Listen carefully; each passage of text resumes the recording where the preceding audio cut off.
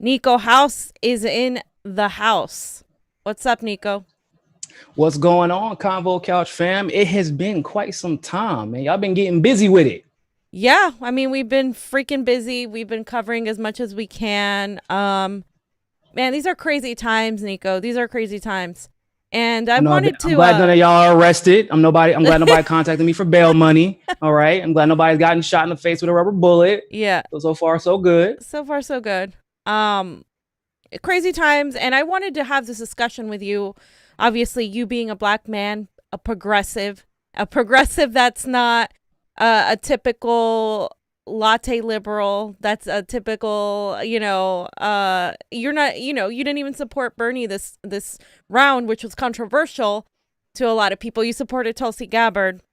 So I wanted to have a conversation with somebody that follows your politics and also has an opinion, an obvious opinion on racism. We've spoken about it off camera, where you've told us your interactions with the police and how that's affected you as a black man. What I've been seeing is a lot of not a lot, but a substantial amount of people that consider themselves anti-establishment on the left have been dismissing what is going on regarding police brutality as a distraction to the end goal, which is also a capitalism, the oligarchy, the establishment, etc.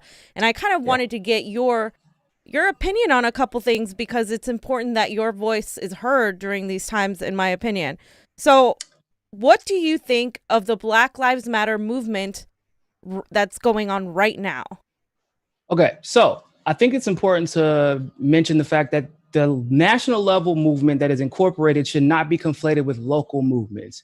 It's just like if you have animals, everybody should knows at this point, I'm a big fur daddy, got 6 cats, 1 dog, 7 kids total. And PETA or even what's that, the animal cruelty organization? I can't remember what it's called. But basically, the national level organization is trash. Like 0.02% of all their donations actually go to animals. However, the local level organizations, they really do care about these animals. Those people that work there, I had to take a dog that I rescued literally to one of these organizations, not even a month ago, a pit bull. And they were sweet. They took the dog. And even though they didn't have enough room, they still took her in. And I can go check on her whenever I want to. They take the donations, and those are used to pay employees and take care of those animals. They should not be conflated with their national level organizations. Black Lives Matter is very similar. You've seen the national level co-opt the message to a certain level. And also, they've used that message to unfortunately prop up neoliberalism, and I would even say classism within the Black community, because not everybody understands, or even it can be put in a position to affect Black Lives Matter if they are not an academic, if you will. Like Simone Sanders both of her parents are in academia. Simone Sanders being the former press secretary for Bernie Sanders' campaign before she stabbed him in the back, and is currently the spokesperson for Joe Biden's campaign. She came from academia. She personally has a master's, I believe, or a PhD. I think it's a master's. And so she was given access to a high level of BLM at the national level very early on. She was able to leverage that into being Bernie's national press secretary. That's not the average Black person. And so the average Black person, when they hear BLM, they could care less about the politics surrounding the name as much as they care about how the phrase Black Lives Matter affects them personally. Because a lot of us don't feel like our lives matter to the average person. And the unfortunate reality of the situation is because they don't. Our lives, I just covered the Yemen crisis, and we see kids, 8 and 10-year-olds being married off so that there's not an extra mouth to feed in the household. If kids' lives, little girls' lives don't matter to a lot of these people to the point where they can talk about it and care about it, then I would be surprised if they care about my life, or the lives of somebody else who might look like me, the lives of these 90% of the prison population that is Black, where for the largely due to the drug war, whenever now we see literally white women being able to make millions off of marijuana. So BLM, the phrase, BLM, the local movement, BLM, the idea, should not be conflated with those who try and co-opt it. Because there was just a white dude who literally created a Black Lives Matter nonprofit and made millions off of it the last couple of months. And he said, "Oh, actually, it's not affiliated with BLM at all." He said that after he collected millions, and it turned out to be a pro-cop organization. Oh, wow. So this is the stuff we always see people co-opt movements. That does not make those movements any more illegitimate. Remember, unfortunately, John Lewis did march with MLK, and I think that all of us would know that John Lewis is not in his best day, even close to being an MLK. Yeah. Some people just happen to find the front of the camera. Yeah, exactly. A lot of things are going to get co-opted, but you have to be able to have nuances into the local organizations. The Black Lives Matter organization in Los Angeles has been pretty effective and really good at organizing organizing a movement that's big enough to get national attention. And they also go after Democrats. Here, they go after the Democratic Jackie Lacey, who refuses to prosecute killer cops. And she's the DA. And she's Black, and they go after her. So, I mean, I think that there's an awareness that, at least here, that it's not just about Democrats and Republicans. However, do you think there's a sort of acceptance, an excuse for a lot of people to still be bringing up Obama, because a lot of people are kind of nostalgic about Obama right now? The establishment is obviously pushing that, but even some people that consider themselves progressive are starting to be like, well, Obama wasn't that bad. When he was a warmonger, took us from 2 to 7 wars. We know what he did, how many people he bombed. And is there a justification for a Black person to feel empowered by Obama because he was the first Black president and because he did endure a lot of racist attacks when he was a president? I can almost understand, like, saying, oh, one of us got to be president, and a lot of people feel that sort of, yeah, Obama wasn't great, but I mean, he was the first Black president. How do you feel about that situation? So Obama, he was the first quote unquote Black president. But even for me personally, when I'm discussing this topic amongst my friends, I'm always now very careful to kind of parse the definition and meaning of what a first Black president means. When we say that, I feel like we associate the first Black president with living through the struggles of the average African American in the United States, whenever Barack Obama did not come from that struggle. And this is actually a very common thing when you look at the neoliberal establishment. Joyanne Reed is I think her family's from Cameroon. Kamala, she did not live with her Jamaican father. She actually lived with her Indian mother, who used to be conservative, or at least, actually most people from that era were conservative. So her mother being Indian, probably even more so. And they lived in the richest community in Canada before Kamala herself moved back down here to go to Howard University. So you see the co-option of Black faces, if you will, that do not have the experiences of African Americans. Obama was never subject to the drug war. He lived with the white side of his family, which is why you go by Barry instead of Barack, because you want to be accepted. And so when you look at that, there's a reason that Obama was. Say that one more time. Oh, it did? Okay, give me 1 second. I'll just put on my other cam. No biggie. But there shouldn't be a conflation of what Obama did as a Black man and what we expect him to do as a Black man versus what he actually did, and then pretending like he actually did it. Like he didn't do what we expect him to do. And it shouldn't ever be mistaken as if he did. And just because he's the first Black president, quote unquote, skin tone wise, does not mean he was the first president with the Black experience in America, if that makes sense. And we shouldn't, if we give him a pass, that's just dangerous overall for Black people. How do white people or non-Black people then approach the Obama situation? Because especially to a Black person, it can be a very touchy subject. Bring up the Black experience. Bring up what he did for the Black experience in this country. Did he alleviate the issues that we deal with? I mean, if we look at what's been happening with the response to the protests, I would say he's exacerbated the response that policing institutions have to Black people, right? Because of the militarization of the police force, literally allowing them to use chemical weapons on us that we wouldn't be even able to use on adversaries during a war, right? Where has he been at during these protests? I would argue he was the same place he was at during Ferguson. Nowhere, right? Matter of fact, it's even worse because even at that point, we found out after that he had militarized the police. And now we're seeing him push Joe Biden, who has already said fundamentally that shit wouldn't change. But in addition to that, he's arguing for more funding for the police. In addition to that, the Democrats are basically, I think they recently passed legislation, but I don't think it'll get through the Senate. But if you actually look at the legislation and read what they're trying to do, they said they want to incentivize them for training programs for implicit racial bias training and things like that. But when you say incentivize, what they really mean is we're going to give them funding no matter what. Yeah, that's what it really means. Obama is at the bare minimum complicit to what we are dealing with right now in the Black community.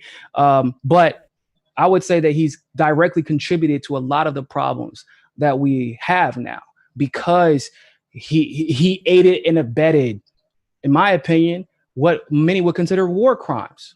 Yeah. On domestic soil. 100%. And so I've been going to a lot of these protests, and while I am seeing a few people say go vote, go register to vote, they're not saying go vote for Biden, but obviously they're not saying go vote for Trump. I am seeing a couple of young people start talking about Malcolm X, start talking about the Black Panther Party and what Fred Hampton did. What is your opinion on those organizations? Do you think they could ever come back in some form? We are seeing the reemergence of not only against police brutality, but last night we were covering a protest in Beverly Hills where they started chanting abolish capitalism. They started chanting eat the rich. That is a very big deal to me. I like those chants. Oh, I love that. Yeah. We're making the shift now to economic focus, and it's coming from Black people and Latino people, but it's coming from young people. And yeah. I'm hopeful seeing this slight shift. So how do we get to something like the Rainbow Coalition? So the Black Panthers, it's going to be interesting to see if they're able to make a comeback because they've been considered a domestic terrorist organization by the FBI, which, by the way, I feel like I would be remiss to not mention the fact that where are those people at when it came to Bubba Wallace? Because y'all thought that the FBI exonerated whoever the hell hung that noose in there, right? Because they remember that was from 2019. The video says that it was from 2019 and NASCAR agrees with the video. And I was like, okay, then where the hell is the video at? Because my initial inclination was to believe Bubba Wallace because I'm like, bro, you have to know that they're going to use photos or videos during this investigation. But in my opinion, the moment that the FBI was immediately brought in, that was my clue that they were going to sweep it under the rug. Because if you can use the FBI's name, then people will give that investigation legitimacy. But the problem is, goes back to the Black Panthers, the FBI is full of white supremacists. Mm-hmm. They run cover for white supremacy. And so that is the only reason that organizations like Black Panthers literally had their house. Fred Hampton had his house raided. Mm-hmm. And his pregnant, I think it was pregnant wife was in there with him whenever he had his house raided. And they created this extremely elaborate lie as to what went down, claiming that Fred Hampton ran a shot at him after the police announced themselves, even though Fred Hampton and his wife were allegedly sleeping when it happened. But we can't get you to raid the house and arrest David Duke. We can't get you to raid the house. What's that grand man? Was it David? No, no, I think it was David Duke, right? The Grand Dragon. Yeah, David Duke, Richard Spencer, all these people. We can't even get you to arrest two white men who killed a Black dude who was in a construction home, and they claim that, he was like robbing a property, and the person on the property was like, there was nothing taken. I don't know what the hell y'all talking about. We can't even get y'all to do the bare minimum when it comes to the white supremacy terrorists in this country, but yet Fred Hampton was assassinated. So it worries me when we have the organization responsible for Fred Hampton's assassination via basically creating an informant. His right-hand man was an informant. Then you have the MLK situation where the FBI was found guilty in a court of law for killing Martin Luther King. And so when we're looking at the Black Panthers, they might have to be, quote, reimagine their brand. But I feel like there is a rainbow coalition building, and it does give me hope, right? Because me and you are natural skeptics, right? Whenever there's a national movement at this level that builds up at this pace, we're like, oh, okay, who astroturfed this thing, right? And it's because we've seen things like the Women's March, where I personally went to the Women's March in New York for the very first one. And I talked to the NYPD because I was confused as hell. In my day, when you protest, you don't have the cops show up unless they're there to shoot you, okay? Or, shoot canisters at you full of tear gas. So I asked him, like, what are you doing here, man? He's like, oh, man, I'm getting a little bit of extra pay. I said, excuse me, what you mean? He said, oh, we got paid to do security for this event. That's not how protests or movements work. Right. If you are genuinely there to make change and it is not being astroturf, you are being attacked by cops, not protected by them. And so when you're looking at what we're seeing with this protest, the moment that they decided to send the National Guard, and I think they tried to send the 82nd Airborne Corps to California and LA, 82nd from Fort Bragg. They tried to send them. You know what that means to me? They have no control over the situation. Democrats were trying to blame Russia at first, and Republicans were trying to blame Antifa. And then the Democrats say, oh, well, we don't want to defund the police. We don't want to do that. Hold up. We want to defund we don't really care what y'all, but all of a sudden the Republicans and Democrats are on the same talking point. Yeah, exactly. So whenever you see that happen, it's one of two things. They're trying to keep everything in control, like by controlling and shifting the narrative back into something that's usable for them, especially for the November elections. Mm-hmm. But on the other side of that coin, we always know that the only time that the Democrats and Republicans even have a similar approach to any given issue, it's because they are trying to screw the people, right? So that I think that we're beginning to see a genuine rainbow coalition. And I know for people that say, oh, well, it looks like it's mostly made up of white people. Motherfucker, I don't know if y'all noticed, most of the country is white. Can y'all believe it? Most of the country is white. When Martin Luther King was building his coalition, they had white people involved largely at the Million Man March. I would probably make an argument it was 50% or more white people there. They had white people in the Black Panthers. Some of the best allies for the Black Panthers, for the leadership of the Black Panthers, were white. And not only white people that are middle class, but white celebrities. What's her name? Not Joy Behar. There was a very popular white celebrity. I want to say she's passed now, unfortunately. But she was one of the key allies when it came to Black Panthers. She hid their leadership all the time. She protected them. She spoke up for them on television. That's what we wanted. God damn it. We want people to use their privilege for the right way. If I'm a man, I try to use I am a man, but while being a man, if Fiorella's in a situation where she's being negatively impacted just by the patriarchy because she's a woman, I try to use my privilege in a way that would allow her to get a fair shake. That's what it's supposed to be. Pasta does the same thing for me. There's situations where me, Fee, and Johnny look at Pasta. Hey, Pasta, you got to handle this one. And he knows exactly what that means. And seriously. He's got that old white man.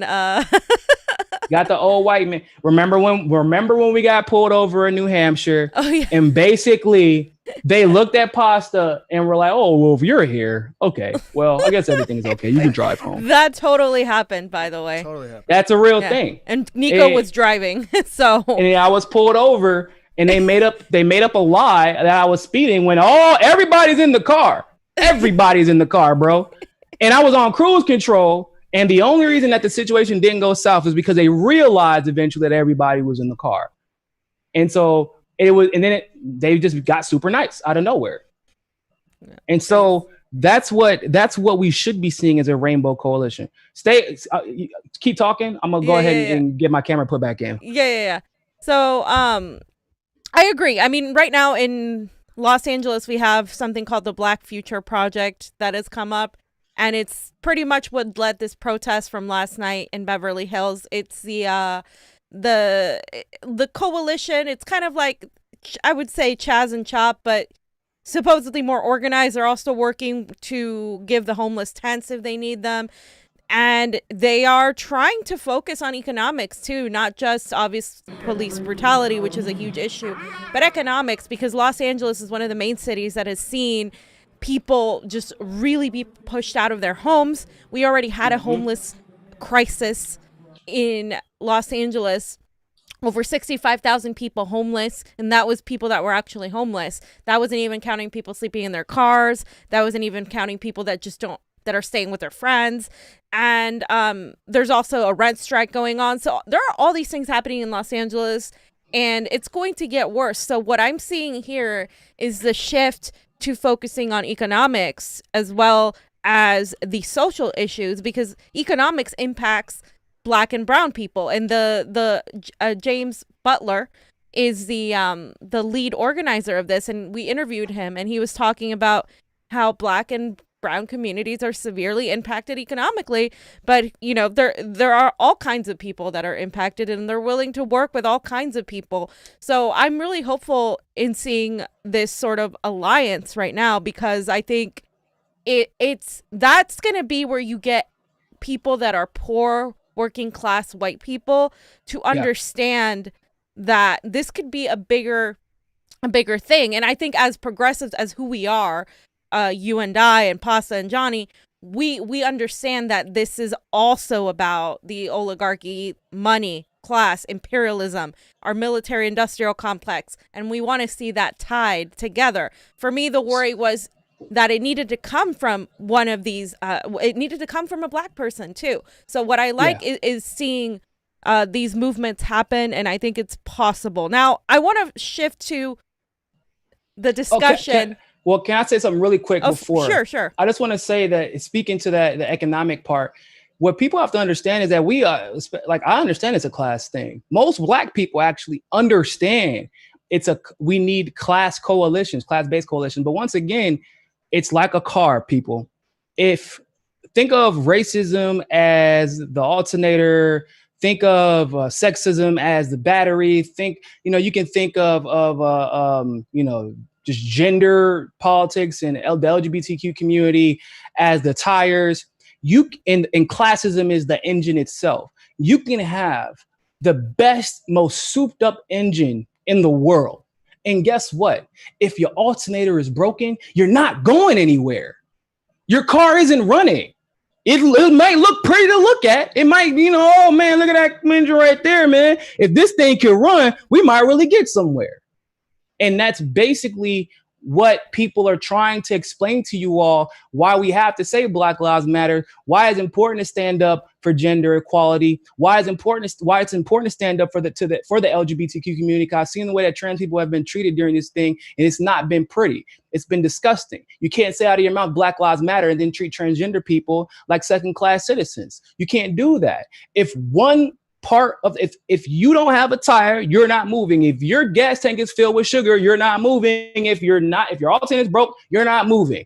Yes, the engine is important. However, your car isn't going anywhere until you address all the problems. And that is what people have to understand. Stop trying to pretend like you can get this country on the right track without addressing racism. Stop pretending it's a distraction. I've never in my life once said, man, this alternator, I want to get it fixed, but it's distracting me from my engine. Right. No, you better go get both them shits fixed. And yeah, it might take a little bit of time, might cost a little bit more money. You might focus, and it might take a little bit more time to develop, but you got to get it done if you want your car to move.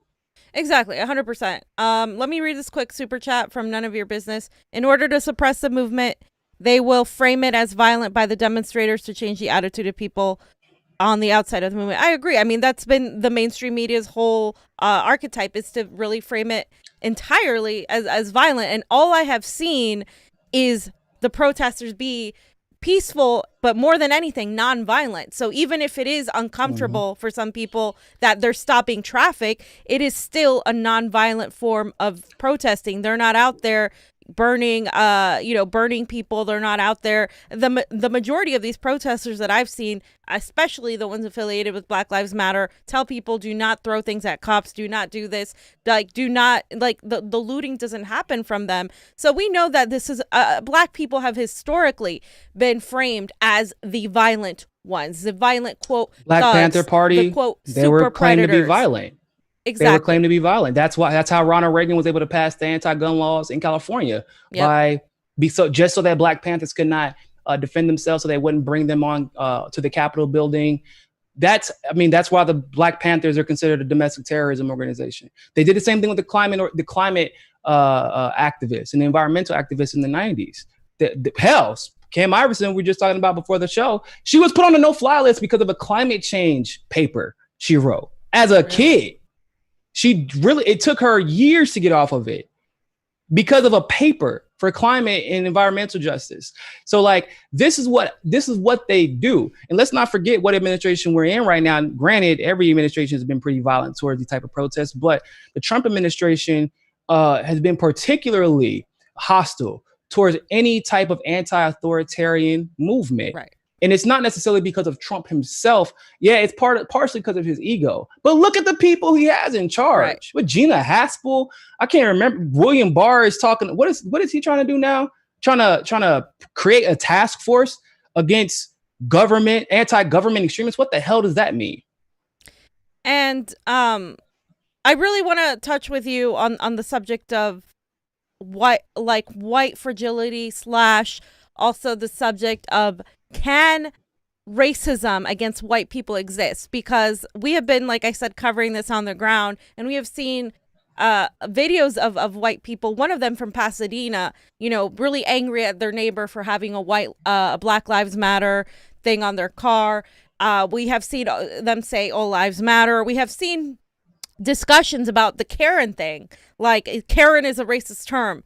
I think Karen could be a divisive term. I don't think calling people names is the most productive form, but I do not see, for me, racism is an oppressor and oppressed people thing, when the majority of the power, it's a power thing, resides in white supremacy. How can we be racist against white people? Is it possible that racism against white people exists? No, absolutely not. You can be prejudiced against white people. Right. You can be discriminatory against white people, but you cannot be racist against white people. However, much to many people's surprise, a Black person can actually be racist against another Black person. Just look at Jesse Lee Peterson. Why is that? Because let's just take the term Karen, for example. No, the term Karen is not racist. That would be like calling the term cracker racist. Is it discriminatory? Is it divisive? Can it be a little offensive to somebody who is genuinely not racist? No, but let's examine where the term cracker came from. A cracker was a person who used to whip slaves. That's what they called them. And so when people say that, it is usually in response to racism that they have experienced themselves or somebody that they know have experienced. And that's why they might call a specific white person cracker. Same thing with Karen. Karen is a general term that people use to describe white, fragile women who call cops on Black people, who engage in this white feminism, which is uplift white women specifically at all costs, and make sure that you suppress and oppress anyone who could be competition for the white woman. It is the all lives matter concept. But generally for a woman, I would say that Brad would probably be the term for a white man. I know people are still mowing that over. I'm just going to go with Brad. That's what I experienced in college. So we're going to go with a Brad. But no, Karen is not a racist term.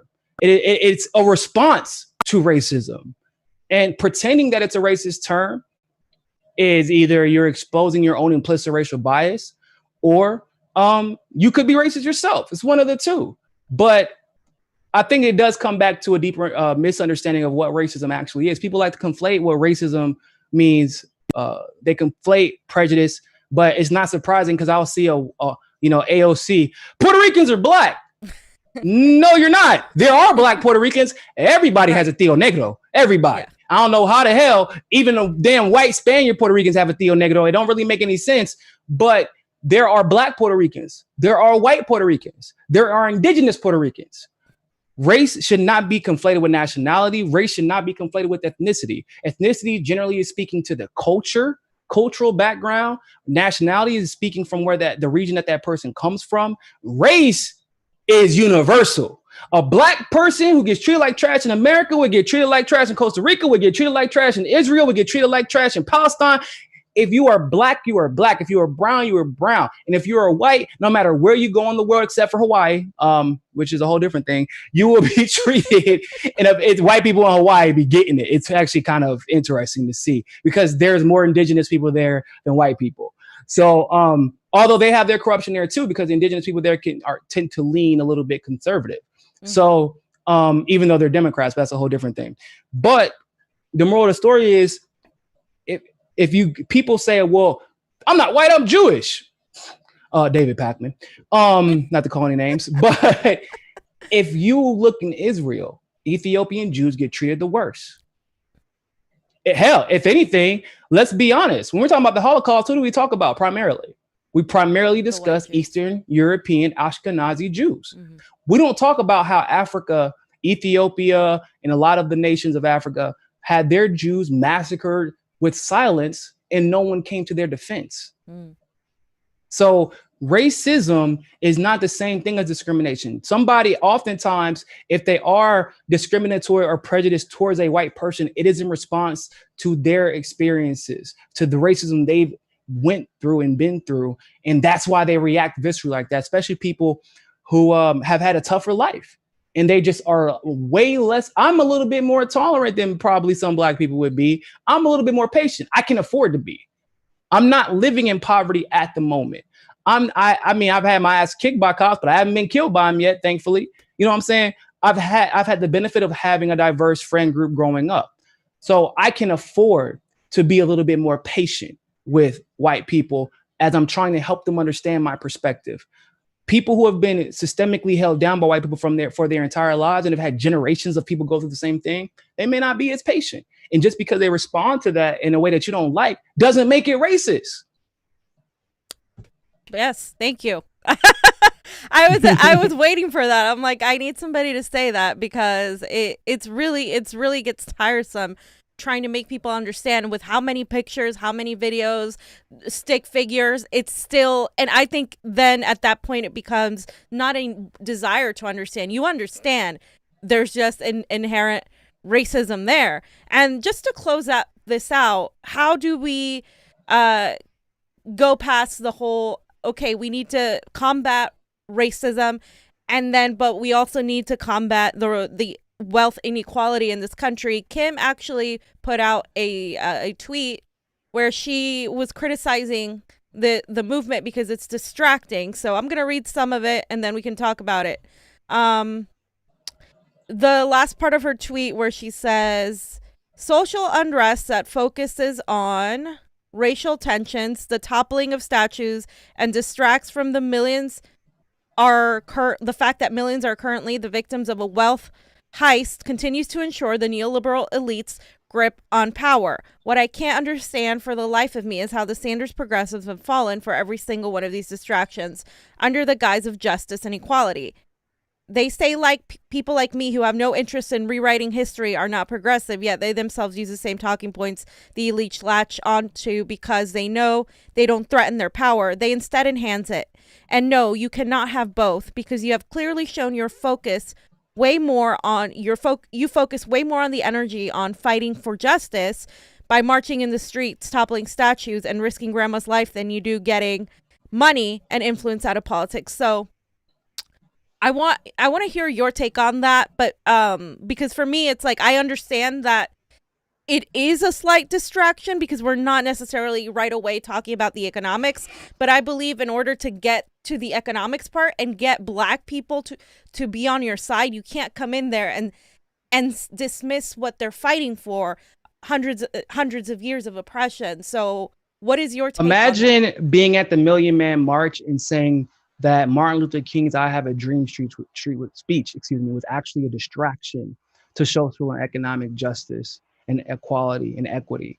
That is ridiculous. Martin Luther King and many other black leaders have said on numerous occasions, I don't know if y'all have noticed this pattern, and I'm paraphrasing, but basically black people are a warning sign, if you will. However you treat the quote unquote lowest member of your society, eventually it will trickle up.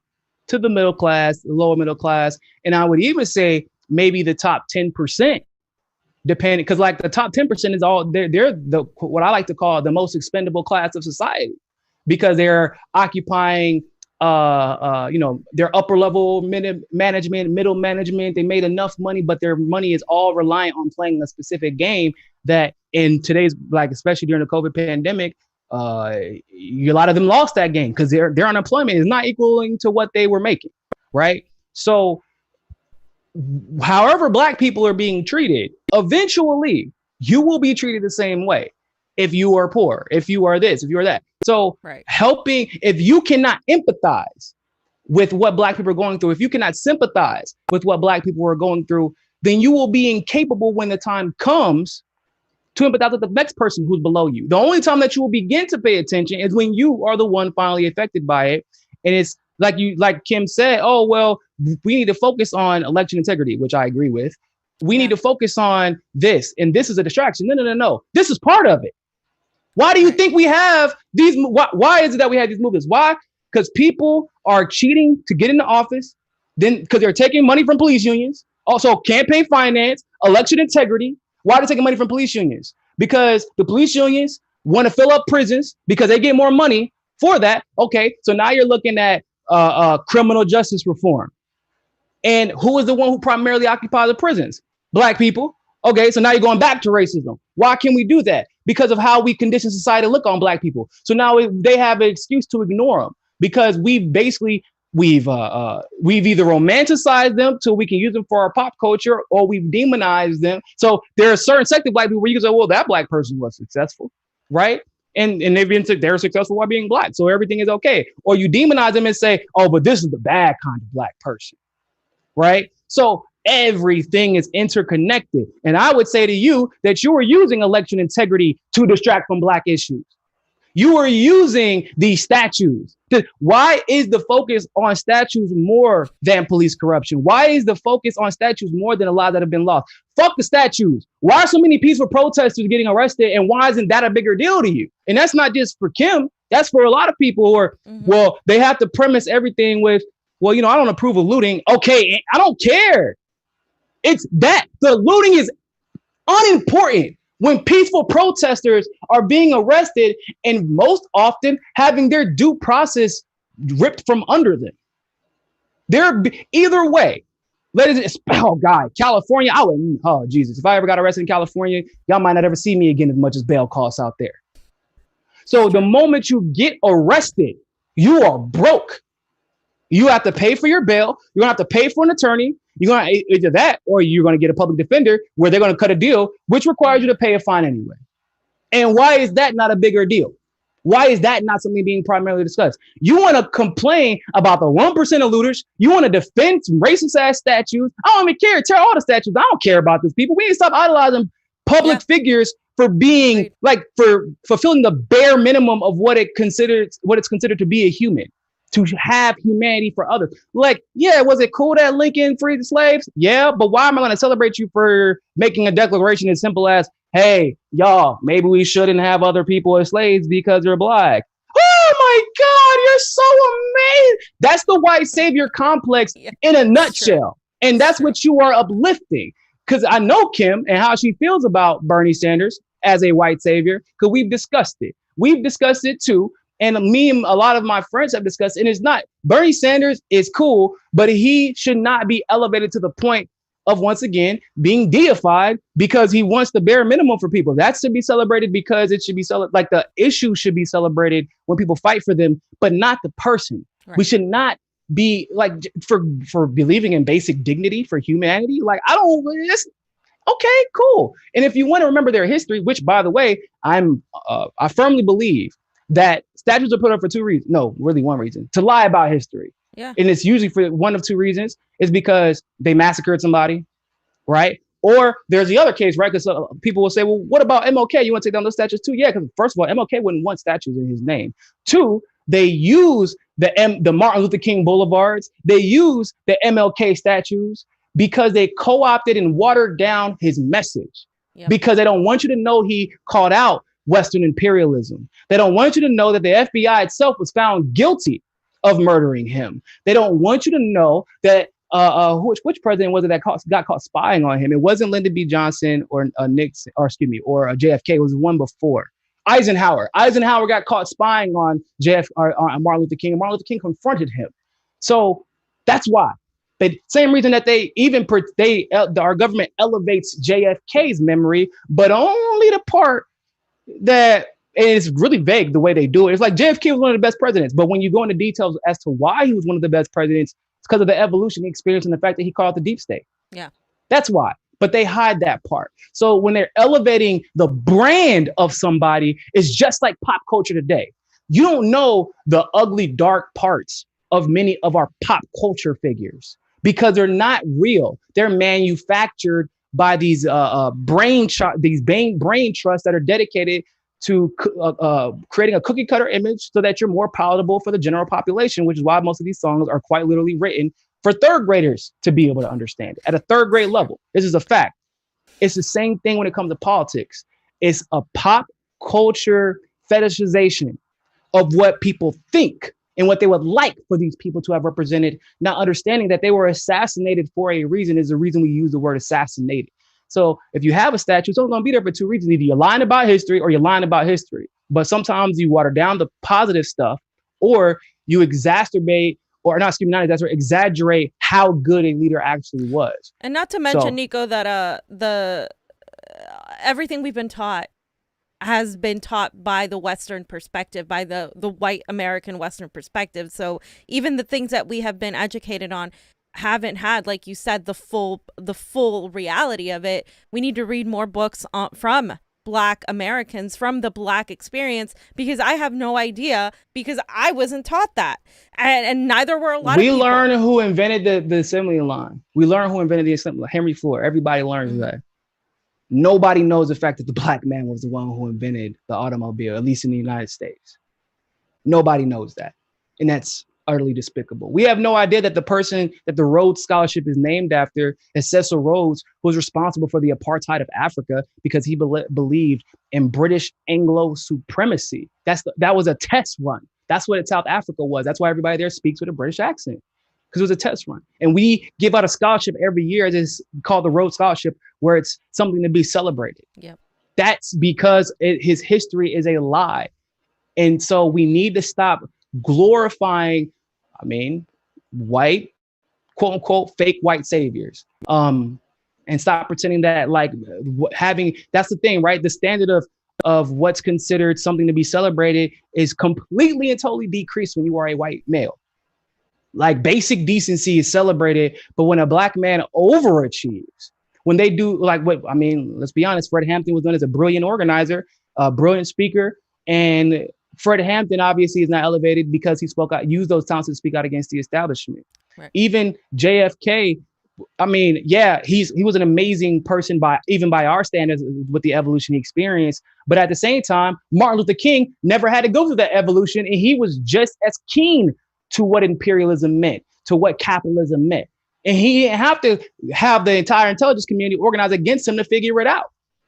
So that's what I mean. Tulsi Gabbard, being a woman of color, was better than Bernie on a lot of the issues, the same issue that people cared about 2 years ago, but before they realized Bernie's going to drop the ball again on those issues. So instead of celebrating her for being good on those issues, when we're talking about Julian Assange, Chelsea Manning, the intelligence community, election integrity, et cetera, et cetera, et cetera, it was, no, you can't celebrate her for that, because then I would diminish Bernie's image. And that's who we need. So we'll see this happen again and again and again.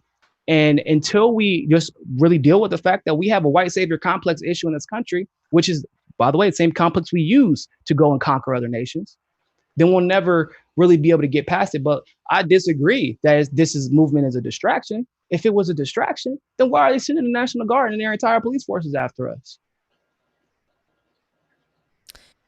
Thank you, Niko, for this conversation. I really appreciate it. I think we needed to have it. I think we could talk about this for hours, but we have a protest to go to, unfortunately.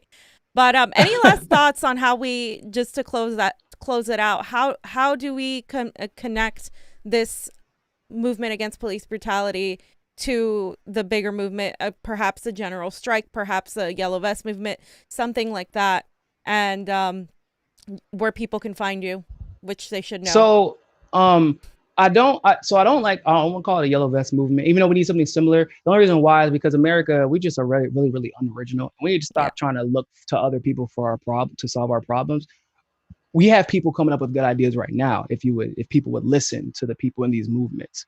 And so what we have to do, if as a left, as the left, as populists, and even some conservatives, which by the way, I've seen some conservatives actually be pretty good on this issue, surprisingly enough.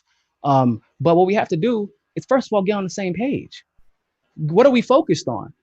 If you're focused on the statues, then you're part of the problem. If you're focused on the looting, then you're part of the problem. You know what I'm focused on? I'm focused on the fact that police seem to be more obsessed with arresting peaceful protesters than arresting looters, right?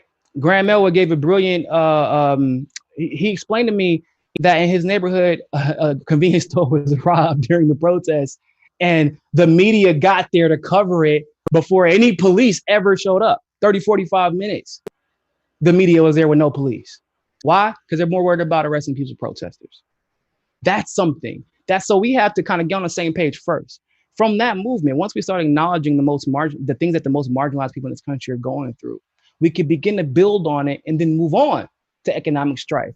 But until we deal with the fact that I might not be able to get any money or spend the money I get because I might get shot by a damn police officer, I don't care about the money as much as I do about my life. The economic strife doesn't mean much to many people if they can't even drive their vehicles without being worried about being pulled over and what that interaction can be led to. So first, let's get on the same page. Yeah, you can focus. You want to deal with the focus on the looting shit, okay? And I mean, it's bad, but it's not as bad as losing lives. You want to focus on the statues. I guess defacing property is bad, but like I don't really care because the statue shouldn't have been there to begin with. That's how I feel. That's how basically how I've always felt about statues. If I read them to then look up what their real history is. That's why I read statues, and that's what I have read for like the last 5 years. So let's focus, get on the same page, focus on what needs to be focused on, which is life and loss of that life.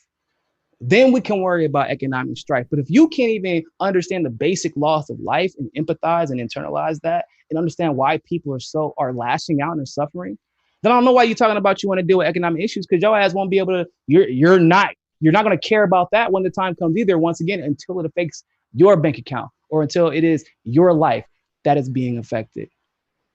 Thank you, Niko, very much. Thank you guys for watching, and thank you, Carrie Mark, for the super chat. We appreciate you. Make sure to check us out on Rockfin, you guys. Cryptocurrency platform. Niko's there. I'm there. Pasta's there. Johnny's there. We have Jimmy Dore there. Graham Elwood. Ron Placone. Please check it out. Also donate to a Patreon. We love you guys.